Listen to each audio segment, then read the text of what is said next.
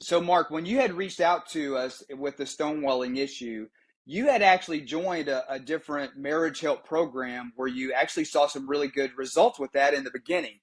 Uh, can you talk a little bit? So ultimately, you found us, so that means that the results weren't lasting, or it didn't end up creating the results or the desired outcome that you wanted it to create. Can you talk just a little bit about what kind of program that was and what were the wins that you had, and why did that ultimately not work out for you? So I eventually found a Christian seminar. It wasn't face to face, so it was just kind of online. But it had some things I thought were really good. Some things that actually I was able to reach out, and she reciprocated, and we got to talking a little bit.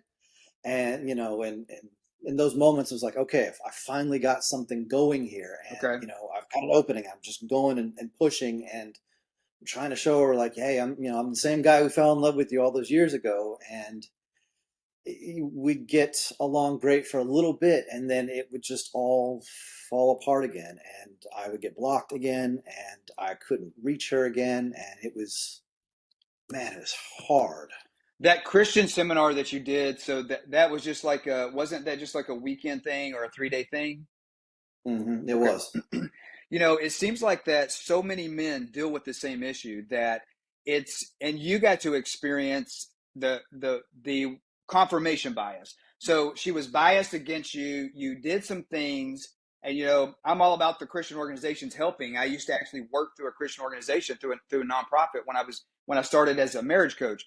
But what I found is, even in that program, when I was teaching at that capacity, is that if I can teach you some scripts and some things that are going to work, and they're going to have really good successes, and they might work so good. And I actually teach some of that also in the beginning of the DivorceStoppers program. I understand, especially in a long-term relationship like where you're at, where you have mortgages, car payments, all this other stuff, that it's not just a relationship. You have the businesses that go with that. And the longer a separation endures, the harder it is to reconcile, because it can create financial impacts on the relationship that are a strain, that even if you do get back together, now you have to deal with that. Maybe you have to deal with 2 leases or 2 mortgages or another car payment, additional things that you wouldn't have other had if we could restore the relationship a lot faster. And so, Yep. even though I don't want anybody to just get back together as a quick fix, I do want people to get back together quickly, and then let's continue working on it until it's a permanent way of being, to make sure that you don't end up in this situation again. It sounds like that you did the norm, though. A lot of the men that reach out to us and they find me and they do an enrollment phone call, I often find out the same thing, that they read some kind of book, they did something, they tried some things, they had some wins, but when you have a wife or a long-term relationship partner that has confirmation bias against you, it's in the back of her mind. And so if she's moved this way, and in your case, your girlfriend, or your partner, she had completely stonewalled you. So she had extreme bias against you. And you would get some wins, right? And then it's for almost every relationship, it's not about the wins, it's about, is he going to mess up? And they'll test you to see if your change is real or if you're just reading some scripts. And you experience exactly what I'm talking about. You had all of these wins, you did all of these things, you were doing it perfect, but then she does one little thing that triggers the old you, and you're confirming her bias against you, because you blow up and that pushes her all the way back. Not only does it push her back to where she was before, but it pushes her further. She has more confirmation that the bias I have against him needs to stay there, because it's a protection mechanism. It's not even like she's a bad person or she has a bad heart. She's just like, I've been dealing with this shit for the last few years, and now I know that he's confirmed again that even if we got back together, he's going to go back to the old him. So, so that was so you guys got separated in October of last year, and you did the Christian program in what, like the end of November, first part of December? That's correct. Yep. Okay. And then you had some wins with that, but ultimately that's when her communication, she triggered you. You had a little blow up, and she was like, that's when she actually started using the divorce word, right? She did. She talked a lot about. I mean, when we were able to talk, usually it was about like, "Hey, we're done. We're over. I'm not doing this anymore. I'm gonna find a lawyer. We're gonna get a divorce." And that was really probably my lowest point. Right there, especially at the end of December, the holidays, not having her around was. I mean, it was a rough go. It was a Gotcha. really rough go. So you found us and right before Christmas and started the program. So can you kind of talk about how was the Divorce Stoppers program similar to what you went through with the weekend retreat for the Christian program, but also how was it different? How did your wins start stacking up to the point that it gave her an understanding that maybe this is real? Like, I know before you were kind of like a bulldozer trying to take the wall down to take back your relationship with good intentions, but Yes. this program kind of helps you understand that that wasn't the way to do it. How did you start taking down that wall? What was the change, like with working with Divorce Stoppers? So, I mean, probably one of the first biggest things working with you guys was the daily calls. I mean, Monday through Friday, I was talking with you, you were talking with me, you were encouraging me, you were giving me the feedback that I needed. And it wasn't just a couple of days or a weekend or somebody would be like, hey, you need to do this and you need to be a better person and, make these changes. Like just having that immersive, 5 days and then the next week and then the next week and just, pushing it so it wasn't just like a hey, it's a thing, you should try this and things will be good. The immersion of the everyday schedule was really the first big thing that pushed me to shift my mindset and make it less of like, well, I'm fighting to take down these bricks while you're fighting to put them up and making it a fight, even though I'm trying like fighting with you to get back together, which was it seems like that's the thing to do is to push. And working with guys, I just realized how wrong I was. So that was the first thing was the immersion. And then like with the weekend retreat, like it was great, but the weekend it's over, and then I'm cut off from that, and there was nobody else to talk to, and I was just back in my own stuck in my own ways. Having access to you guys, whenever I needed to schedule something, I could, even if it wasn't our daily, meeting. And if I needed something, on those off times, you guys were there for me 100%. And that was a huge relief and feeling that, I'm not in this alone. I'm not making these mistakes and I don't know what I'm doing wrong. I could talk to people. Um, and then probably one of the last big things was the fact that in those, one-on-one calls, I mean, technically they weren't really one-on-one, but you would invite everybody in the programs to come in and listen, so it wasn't just me having the same problems. I'm not the only one, dealing with some of these things. So, Yeah. hearing that and hearing other people's stories, and then, a lot of times they'd ask questions. I was like, oh gosh, why didn't I think of that? Or, hey, I wanted to ask that. And I mean, just having that community and that camaraderie, I mean, I can't even describe how great that was to not be alone in this Yeah. throughout the thing. Yeah, and then also, so what Mark is talking about for all of our viewers that are watching this is, in addition to our daily immersive modules where we're covering like the different steps, is that we're teaching it pretty much the opposite of any other program that's out there.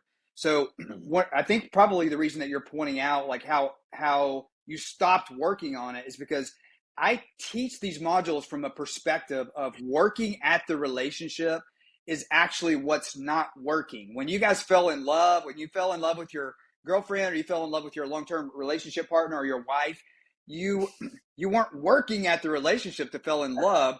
You were just hanging out, having a good time. You were focused on your mission as a man who God's called you to be and just having fun with Yes. her, and you guys fell in love with each other. And that's what creates love. That's why it's called falling.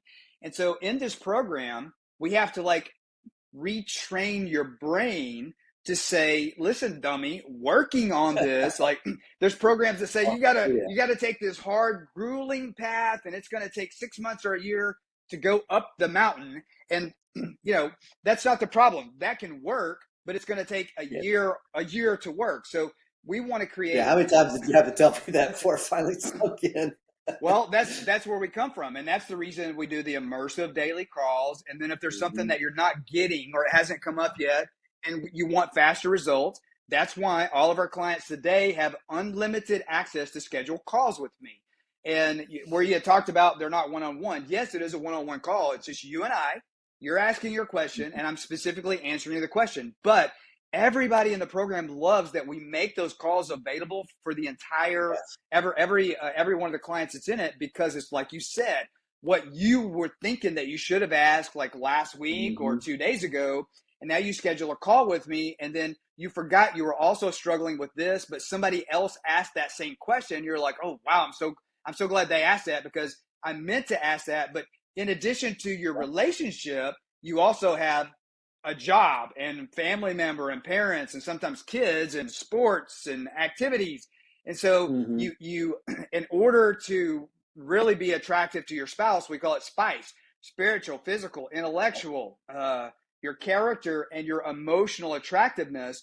For you to actually increase in attractiveness in all of those areas, if you just start focusing solely on working on the relationship, climbing some mountain that's going to be this grueling work, that's going Not going to get to it's not going to get you there. And if it does get you there, it's going to take a long freaking time. And so you. Hmm. I teach it from the perspective of stop working on this and let's get you to start thinking the opposite of how you're thinking now.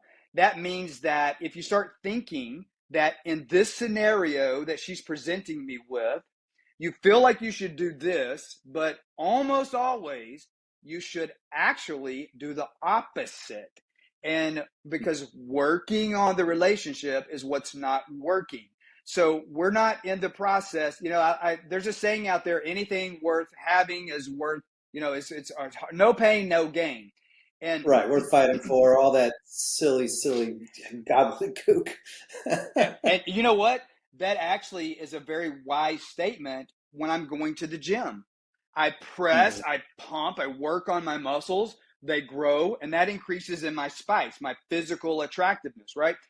But Hmm. when it comes to emotions and the human brain and the human psychology, when you're dealing with the obstinate spouse or a long-term relationship partner where they stonewalled you and put up that brick wall, and it's if you try to tear the wall down, all you're going to do is thicken the wall and make it higher. And the way that you Yep. do that is you stop working on the relationship and you realize there's no mountain you have to climb. You're already at the top of the freaking mountain, full of your pride. You're up there, and nobody wants to be up there with you. She's decided that Yep. I think I'm going to walk down to the river where everything's peaceful, drink me a cold drink from the spring, and just let this idiot stay up there by themselves, because like I'm done with that. And so, Yeah, I couldn't figure out how to get down to her.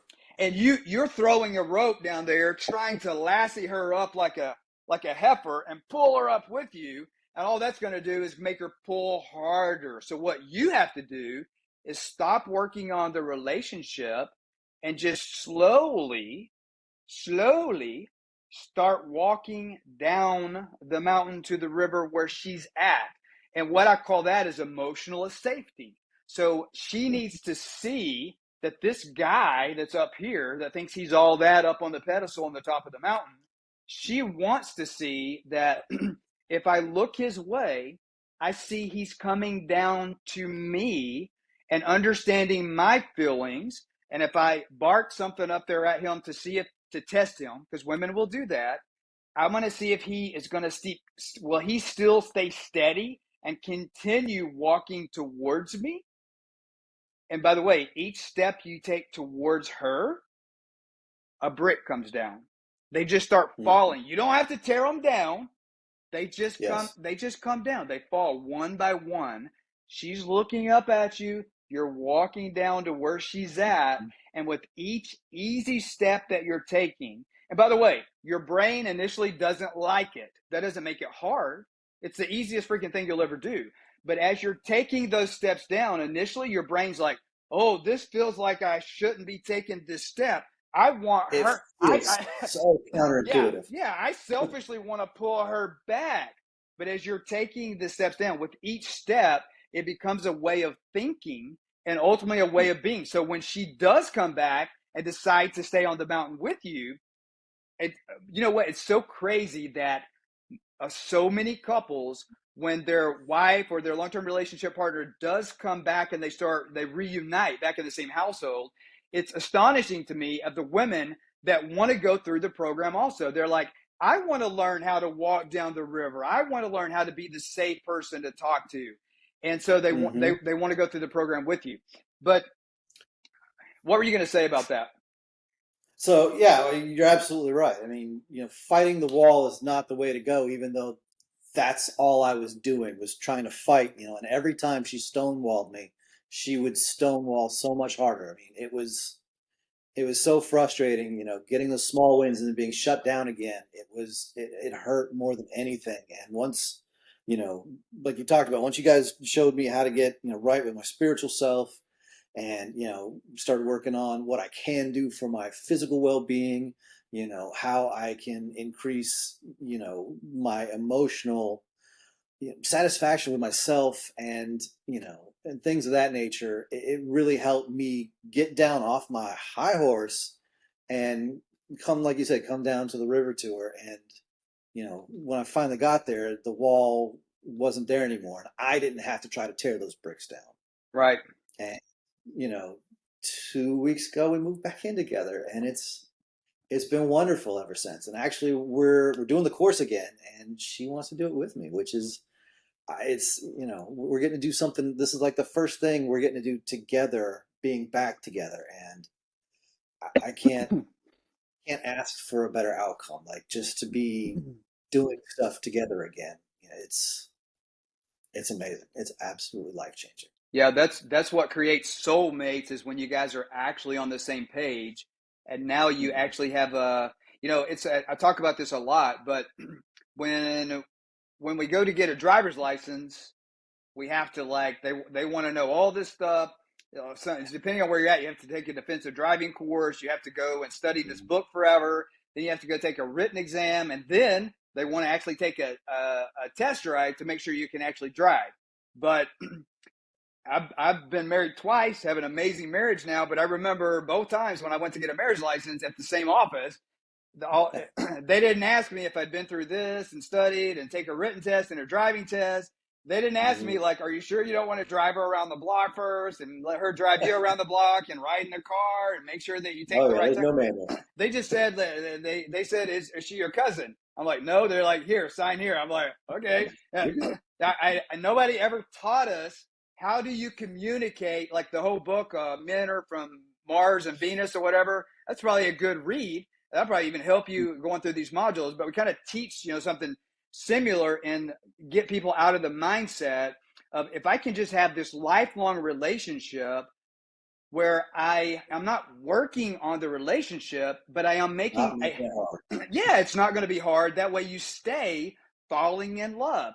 But what we're doing is transitioning your mind into what you should have. I mean, actually, I wish this course that we teach was taught in, you have to take that in your junior or senior year in high school because everybody needs to learn how do I communicate with the opposite sex like an adult. Hey guys, I want to share something with you. If you're still watching the video at this stage, I'm assuming that you're getting at least some benefit from the content. I want to give you something else. I'm offering right now a free masterclass, and at the end of that masterclass, I'm giving you an opportunity to apply to work with me. The website to do that is denvergriffin.com/masterclass. And if you're enjoying some of this content, please hit that like button and subscribe. I'm posting YouTube videos daily right now to give you free content in order to help you save your marriage. And I want you to be notified as those videos become available in real time. And Mhm. unfortunately, we learned that from our parents, and 99% of the time, it's not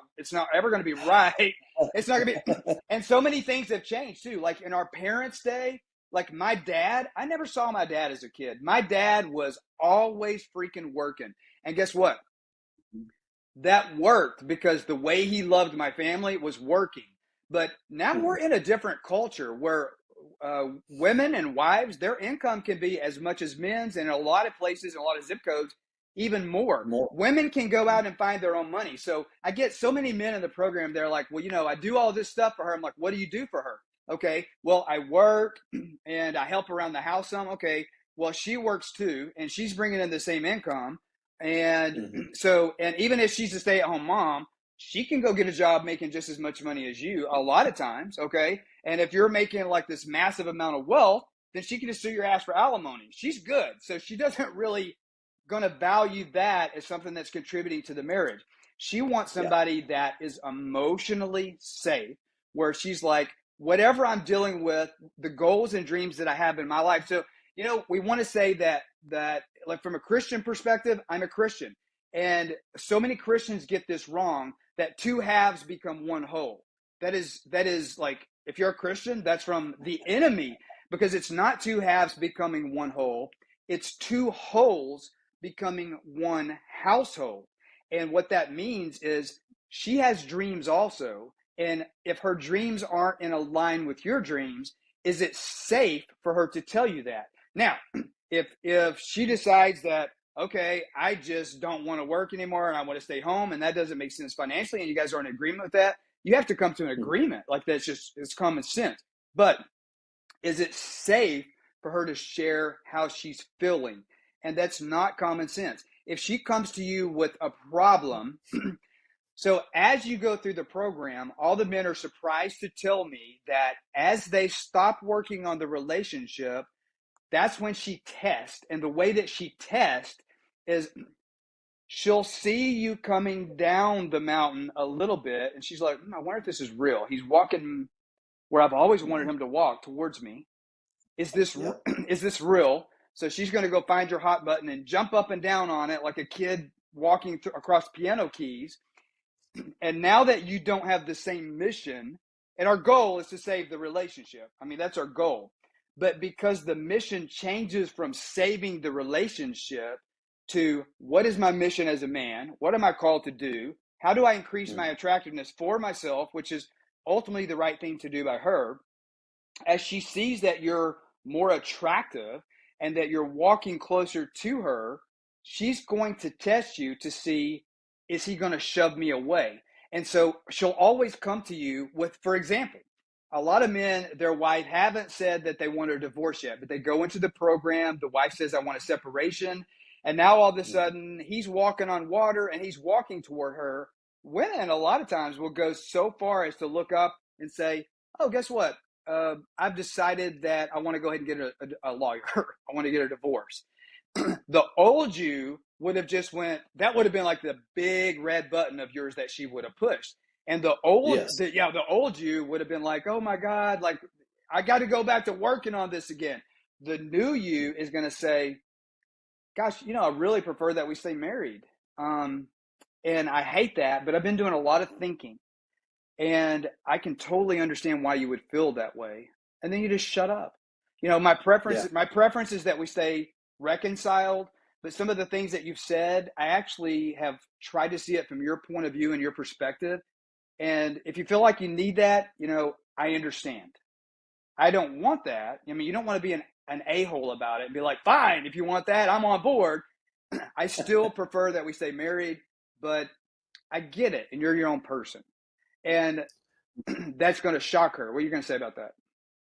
Yeah, so that's exactly where we started before I found y'all. It was, you know, a battle to be in the relationship, and the harder I fought, the more she would stonewall me, and then it was separation, and I fought harder to try to be together, and then it was divorce, and yeah, you guys really taught me, like, it's not us versus each other, it's us versus the problem, and I lost sight of that trying to fight for the relationship and not solve it together. Yeah, that makes sense. So as we were talking about earlier, I like that you shared that. As we pace through these modules, and Tony Robbins calls it immersion. So we're like immersed in this every single day. That way, it's not just some phrases that you're memorizing. It becomes actually a new way of being, a new way of thinking. because yes, there's urgency and we want to reunite you as fast as possible, because in long-term relationships, there's the financial aspects that go with it and further damage could be done. But the goal is not to fake it till you make it. I mean, in the beginning, it's not real for anybody because it's the Yeah. opposite of how you're feeling. But the goal is to make it real, to make it lasting, lifelong, and permanent change that's so attractive that not only does it attract her back like a moth to a flame, uh, that is something that is so attractive that she wants to be like that, like in your example. At what point in the program, so we do the 35 modules in addition to the one-on-one calls that you can schedule. At what point did you have an aha moment where your brain actually was okay with not working on this, and instead of lasting her and pulling her up the mountain, that you started walking down toward her? When did your brain feel comfortable taking these easy steps down the mountain to her? When did your brain say, wow, maybe this is the opposite of what I feel I should do? But when did your brain say, this is working and I freaking can't believe it? I'm not even working on it and I'm just here having a Mm-hmm. good time and in a good mood, and I'm happy as I'm watching the bricks crumble. When did it dawn on you that these bricks are just falling down? Yeah, I'm going to give you an example. I live in the Caribbean part of the year, and I have Mm-hmm. a brand new golf cart seat that, for whatever reason, my neighbors pull, splash some chlorine on it when the wind blew or something. I don't even know what happened. But for some reason, that back seat, I thought I was going to have it replaced, right? Like, I mean, I scrubbed the hell out of it. I had a guy come over, two men washing it. I'm like, it's expensive. I don't want to buy a new golf cart seat just because it has some mildew on it, and I could not get it off. I tried household bleach, and I'm like, this is crazy. So I was getting ready to order a new seat. I was at Home Depot and I found this stuff called Zap. And I'm not even joking. I was just going, it said mildew remover. It was on an end cap, or I wouldn't even notice it. I purchased this. Mm-hmm. I'm not even joking. I sprayed this stuff on there. I read the instructions, and it has some type of higher powered bleach in it, whatever. The bottom line is I was getting ready to trash this golf cart seat, and I had worked my rear end off trying to get this off because I did not want to replace it. I sprayed this stuff on and just let it set for like 30 seconds, or and then I'm like, it's lightening up, and then at the 2 minute mark when it said rinse it off, it was a brand new golf cart seat. There was no work. And I kind of thought to myself, this is exactly like the program that I've created. Like, Yep. even when I sprayed it on, I literally, my brain said, you know, you need to get a scrubber or a magic eraser and some gloves and scrub that in. Like, my brain said, this is not going to work unless you work. I Mm-hmm. sprayed it on and just watched it happen. No work. And I was like, this is exactly like my program. I got to share this story. But when did your brain say it's okay to not scrub it?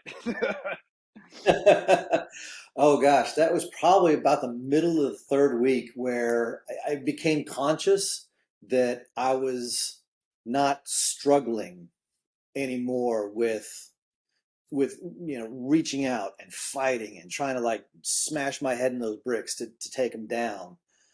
It was, it's not that I wasn't working. It was I'd finally started redirecting my efforts you know, into all the layers of spice, the spiritual, the emotional, the intellect, all those flavors really were starting to help me, find my connection, spiritually, and just become I don't want to say a better person because that sounds cheesy, but Well, no, I would, I agree. Better person. I mean, I said it's the best version of you.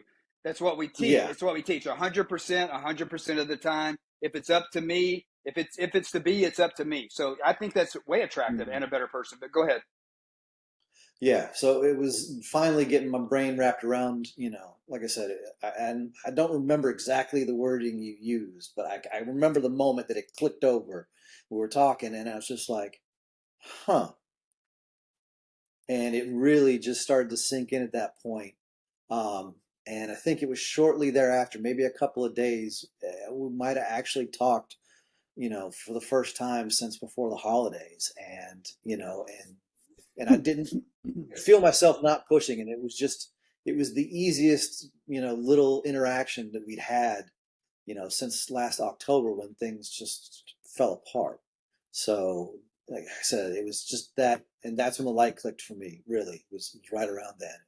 Yeah, I love that. It sounds like what you're saying, and this is very normal, especially for a lot of men that, in the areas of attractiveness, what I call spice, spiritual, physical, intellectual, your character, and your emotional, which is the most important, your emotional attractiveness. I find that the majority of men that like they really want to increase in spiritual attractiveness, and that usually stems from maybe she's a spiritual person and like Mhm. maybe you never got that, and then you start stepping into that and you're like, wow, what have I been missing out here? I feel like that actually just super speeds you to being also at the same time emotionally attractive. Hey guys, I want to share something with you. If you're still watching the video at this stage, I'm assuming that you're getting at least some benefit from the content. I want to give you something else. I'm offering right now a free masterclass, and at the end of that masterclass, I'm giving you an opportunity to apply to work with me. The website to do that is denvergriffin.com/masterclass. And if you're enjoying some of this content, please hit that like button and subscribe. I'm posting YouTube videos daily right now to give you free content in order to help you save your marriage. And I want you to be notified as those videos become available in real time. Because Yes. it helps you take the steps down the mountain even faster. Like where as you increase in the spiritual attractiveness, it helps your brain see what's really important to your life, and it helps your brain say it's okay to stop working on the relationship. And it seems like that's when you had your aha moment where you really believed it, because for you, I know in your case, it wasn't just like one brick coming down at a time. Like when you started seeing the bricks crumble, when she tested you Hey. and knew it was safe, you had like Mhm. the whole wall just kind of just fell down. And Right.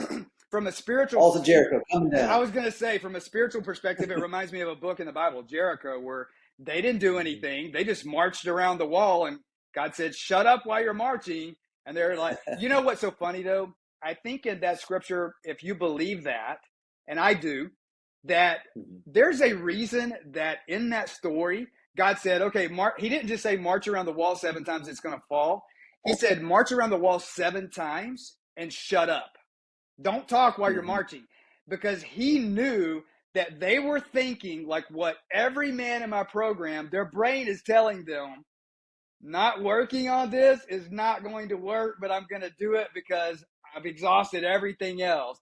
And so I know that the reason God told them to be quiet while you're doing this, because they were all thinking this isn't going to work, and God did not want them to give life to their words.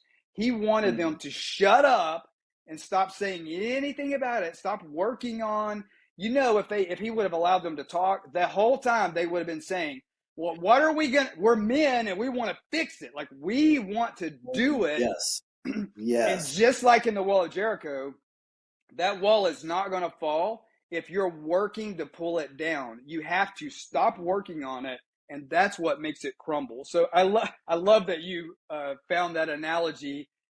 Something that was kind of tied to, because it's kind of part of how this program is based on that belief.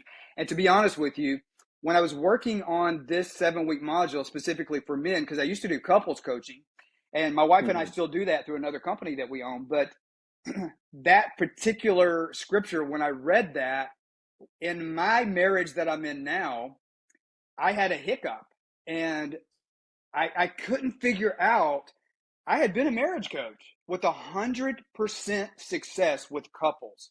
But fast Mhm. forward a few years into a second marriage and getting diagnosed with stage 4 throat cancer. And basically, the marriage was just over because I became the patient and she became the nurse. Like we still lived together, we were still married, but there was no marriage. I lost my voice and she was my nurse that wiped my butt. Like I was on death row.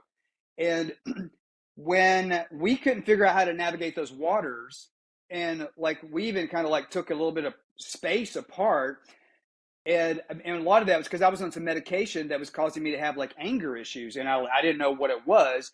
And for a little bit after we said, okay, we need to take a breather, I actually had some resentment in my heart about her actually taking the breather when I'm the one that requested it. And I actually was married to the story that, well, my anger was caused by this medicine, so she shouldn't hold anything against me. Well, you know what? If you have resentment, even if it's not that person's fault, you still have resentment. And if you don't get rid of your resentment, how can they get rid of their resentment? And so I actually read that book that talked about Mhm. shut up and march around the walls. And I'm like, that's what I can share with, I can implement this in my own marriage. And so I did. I said, you know what? I'm going to stop working on the marriage. And I'm just going to go back to the man that met my soulmate and fell in love in this new marriage and see what that does. Like, I'm going to stop reaching out to her saying, what else can we do to work on the marriage? And I am telling you, like, holy crap. Same thing happened for me. And I'm sitting there saying, like, I'm actually doing some prayers about that. Like, is this walk, could it be this easy, God, that I'm going to march around the wall, which means I'm just focusing on what can I do to move forward in my life. I don't have cancer anymore. God has gave me a second chance on life. God, this is a wall that's went up, and I'm a marriage coach with couples, and I don't even know how to bring this down.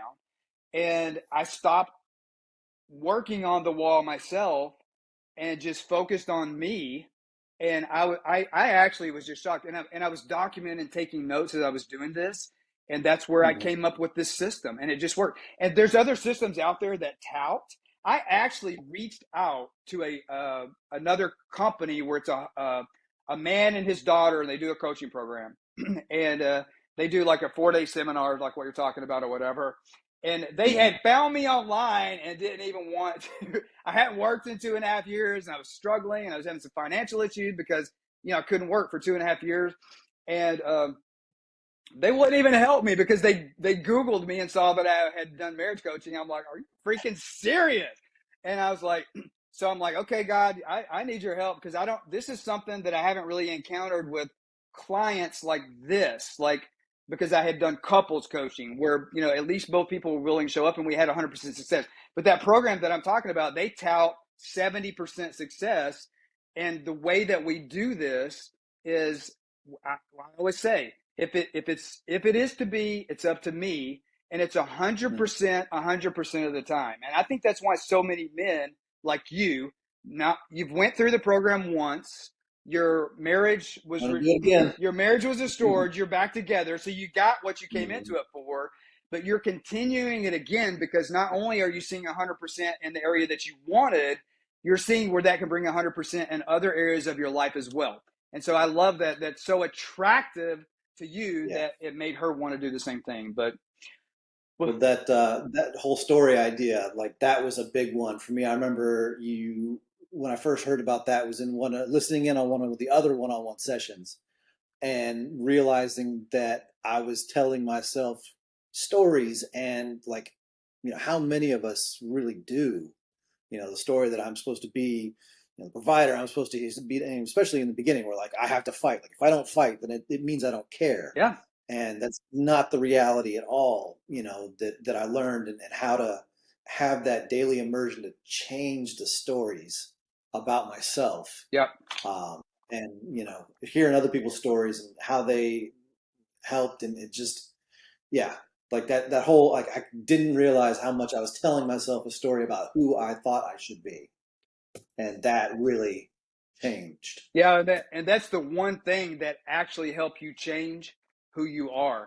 I mean, Mhm. would you agree that now that you've been through this, that in a matter of a couple of months, you literally are a better person and you have become a better version of you, and you even want to take that to the next level in other areas of your life as well? Yeah, I want to keep changing that narrative for how I move forward and not stop it and let it lie here because there's more work to be done and I know that I can get better. I love that. I We love that. both. So that's what we talk about in the program. Your heart's changed to the point that you really want to become, and I think you're already there, but you have a desire and a heart to become the 1% of the 1% of men.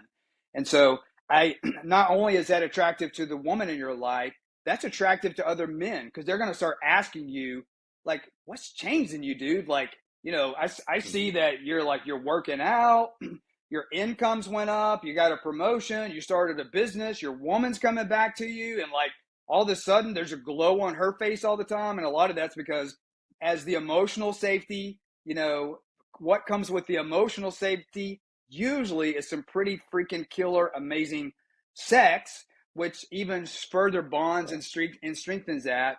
But and because that's what it your relationship, even from the sexual attraction, this is a new way of being. So for a woman, a lot of times the sexual attraction, it starts outside of the bedroom. And so the emotional safety that I don't even say increase sexually in your attractiveness, because as you become if you become attractive, more attractive in two of the areas of spice at least, the sexual part of it just happens naturally. It's just the thing that comes next, because it's the way that we were created, that's just what naturally occurs. The difference is we're no longer scheduling sex out of, well, we both need to have an orgasm. We're doing sex in the way that this is something that just becomes natural in the way that we love each other and the way that we serve each other. And so resentment and sex usually typically just resolves itself. We don't have to work on that. Emotionally walk and get down close to her, and she gladly will walk back up that mountain because she knows that it's safe and it's not a hard walk for her, because you make it easy for her to walk back up there with you. It becomes just like a peaceful and lovely stroll.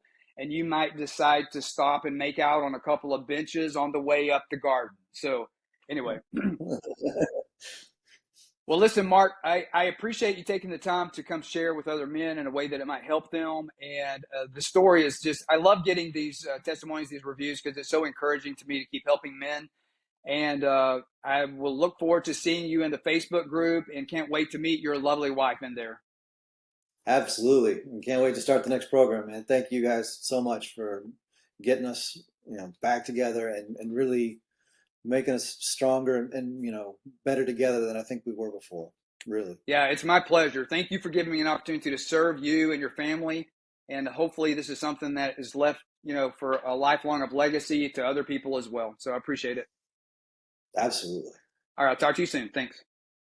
Have one. You too. Bye.